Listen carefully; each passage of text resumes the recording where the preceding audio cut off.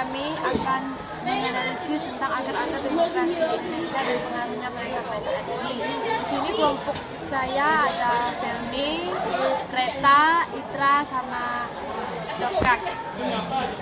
Yang pertama kami akan menjelaskan tentang pengertian dari demokrasi.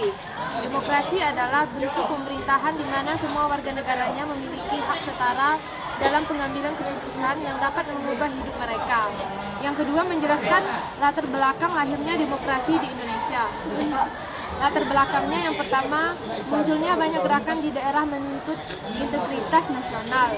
Yang kedua, kabinet konstitusi yang sering berganti menyebabkan pelaksanaan pemerintahan tidak stabil. Yang ketiga, konstitusi gagal menyusun Undang-Undang Dasar pengganti UUD 1950. Yang ketiga, menyebutkan bentuk-bentuk organisasi pada akar-akar demokrasi yang ada di Indonesia. Yang pertama, organisasi awal. Yang kedua, organisasi keamanan. Yang ketiga, organisasi pemuda. Yang keempat, organisasi perempuan. Yang kelima, pemuda Indonesia. Yang keenam, taman siswa. Yang ketujuh, Sumpah Pemuda. Yang keempat, menyebutkan tokoh-tokoh dari bentuk-bentuk organisasi dari akar-akar demokrasi yang ada di Indonesia. Pertama, organisasi awal. Organisasi awal itu terdiri atas Suitomo, Muhammad Saleh, Muhammad Sulaiman, Wenawan Mongwe Kusumo, Gondo Suwarno, R. Angca, Roji Sudirjo, Mas Gwendrek, M. Suwarno, Suirdejo Tritonegoro. Yang kedua, organisasi keamanan.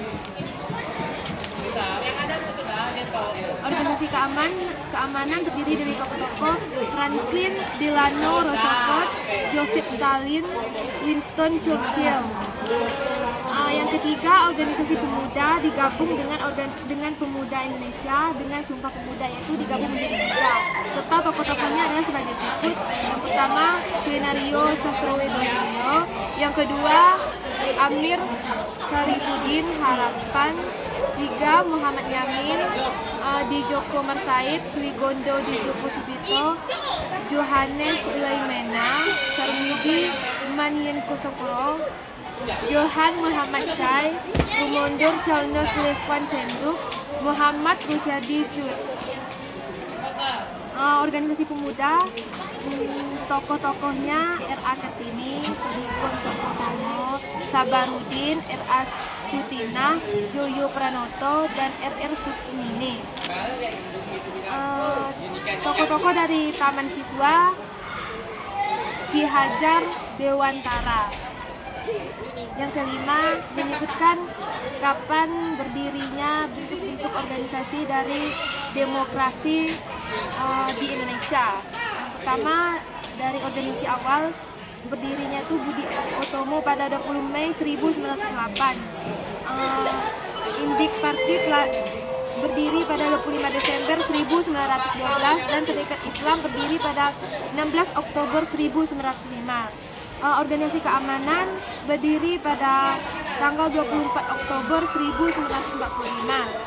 Organisasi pemuda berdiri pada 7 Maret 1915 di Jakarta. Organisasi perempuan didirikan pada tanggal 4 Juni 1950 di Semarang.